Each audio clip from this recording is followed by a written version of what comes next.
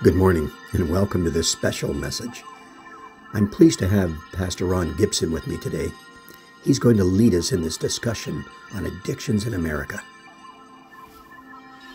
We look at the Rochester, Monroe County community, and what we see is that there is the involvement with the law enforcement, government, recovery agencies, but we wondered, where is the church in all of this? Well, hello, Ron. Hello. Welcome to my home. Thank you, David. It's a pleasure to be here. Hey, I've been reading in the Bible something, and it was saying that in this world, there's lust of the eyes, there's lust of the flesh, and there's pride of the life. And that none of this comes from God, it all comes from the world. And I think of addictions as something that's coming from the world around us. And trying to get into this, trying to solve this problem of addictions seems to be overwhelming to the world. It comes from the world. It doesn't seem like the world can solve it. And I've seen your book. You've written a book called The Refinery. Yes. Could you kind of tell the people what you did with this book and why you've done it and your background? Sure. I come from a background where I was at one time in my life addicted. As a teenager and into my young adult years, I was addicted. I started off with marijuana and just progressed to, the barbiturates and the amphetamines and the hallucinogenics and, and eventually got into the opioids, and my life is just a wreck. And it shouldn't have been that way because I was raised in the church. My mother and father, I guess they were the first ones that drugged me, because every Sunday they drugged me to church. So I had accepted the Lord as my Savior early on in life, probably around 11 or 12 years old, but I just fell in with the wrong group, and we were, determined that we were going to be rebels. So what started off as just dabbling around and just weekend use turned into a lifestyle. And that lifestyle, at first I thought I had control of it, but eventually I understood that I had no control. It was controlling me. So that was my teenage years and my early to mid 20s. I was every day getting high. Wow. And I finally came to the point in my life where I recognized that I could not get out of it without help. I tried several times to kick it, and I was doing every drug that you can imagine, from heroin right on down. And did you deal in drugs as well? I did. That was part of how I supported my habit, was to, to get involved in, I call myself a broker, so I didn't necessarily have to own the drugs, but I would set up the deals between those who had the drugs and those who wanted the drugs. I was like that broker, that middleman, and I would profit, either in money or in drugs. Wow. So that went on for years and years, until I finally determined that I was addicted and I couldn't get out of it. And one day I looked in the mirror and I couldn't even recognize the person that was looking back at me, and it scared me. My eyes were sunken, my face was shallow, and You mean you weren't beautiful like you are now? not by a long shot. And it really frightened me. And I recognized that I needed help. So I did something that I hadn't done in years. I called on the Lord.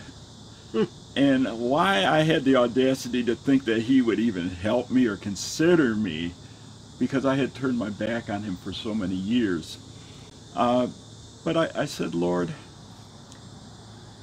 I can't do this. I can't deliver myself from these drugs and from this addiction But I said, but you can. Lord, if I will allow you, would you take this addiction away from me, free me from this addiction? And David, I just left it at that. I mean, and I didn't feel any great, glory or anything come upon me. But I recognized from the moment I said that he was at work delivering me from all of that. And he totally delivered me from drug addiction. I didn't go through any 12-step. I didn't go through any rehab, no substitution drugs, nothing. It was like one day I'm an addict, the next day I'm free. You sound just like our son. Yeah, I know Nathan, yes. and I know he's been through yes. his issues also. But wow. So the book that I wrote came years after coming out of that world of drug addiction, and I looked at it. Well, first of all, my church had asked me to participate in a spiritual recovery program for the community and for our congregation, and they didn't give us any curriculum or anything. So I just kind of reflected back on how I was delivered from drug addiction, and out of that came a process, and I wrote the process, and I started using that to teach others who would come to our weekly sessions. And it wasn't 12-step. This was something that the Lord had done in my life, and it really just boiled down to like 5 basic phases that he brought me through over a very quick period of time, and I called it the Refinement Process. The book is called The Refinery: Overcoming Drug Addictions Through the Supernatural Power Available to You. Wow. And I recognized that it was truly a supernatural power that had overtaken me and overtaken the drugs effect on me and delivered me. Pastor, there's going to be people that are watching this. They're going to say, how do I get this book? Can they just go on Amazon and get it? Or something like that? They can go on Amazon. They can go on Barnes & Noble. It's not in the bookstores, okay. But they can find it online at Amazon or Barnes & Noble. My website is therefinementprocess.com. Okay. And you can go there. There's a resource page there that'll link you to where you can find the book. And basically the refinement process, David, it boils down to 5 phases. And what I did was I structured the book as if someone were going through a refinery. We think of a refinery like an oil refinery or a refinery of metals and right, that. Right. And I looked at it like the raw metal that comes out of the earth, the ore that comes out of the earth, most times it's not useful to us in its raw state. Yes. It has to go through some type of a refinement in order to separate the impurities and those things that are worthless from the metal that we can use. Right. Gold, silver, all of that. It goes through a process. And I looked at our human souls as that raw mineral ore. With all the dross and all the bad things with it. All the stuff that goes with it, right. you know.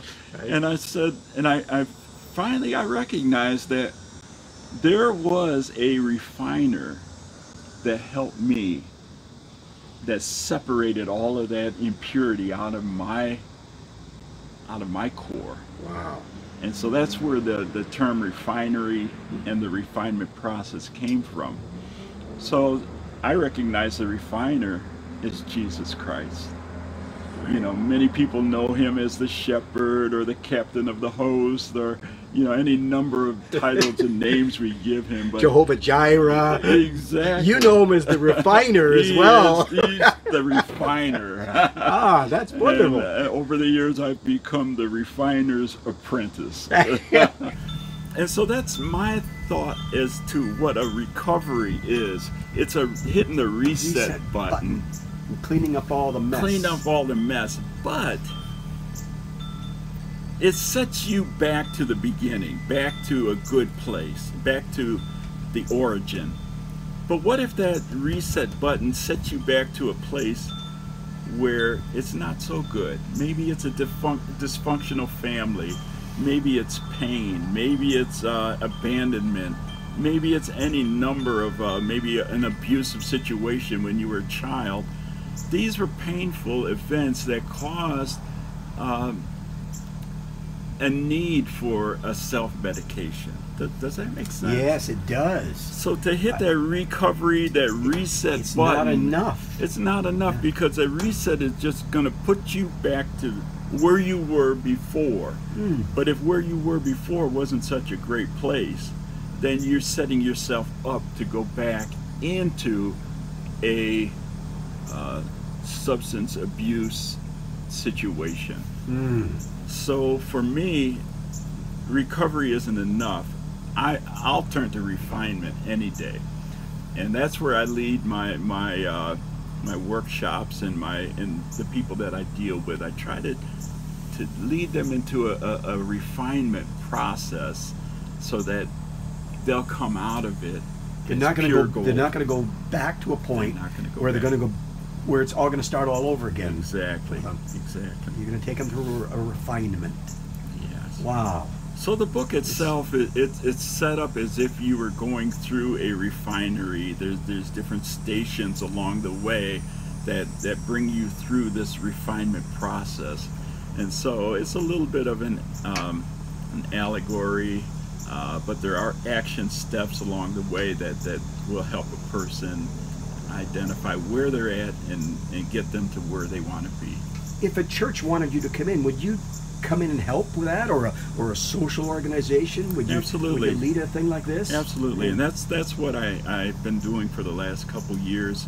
Last summer, I published a companion book that goes along with the Refinery book, and it's called the Refinement Process Workbook, and it will take you step by step, and that I use for small groups or for workshops where I can there's actually action steps and exercises in that workbook. And that's called the Refinement Process Workbook. So that's also available too. All right.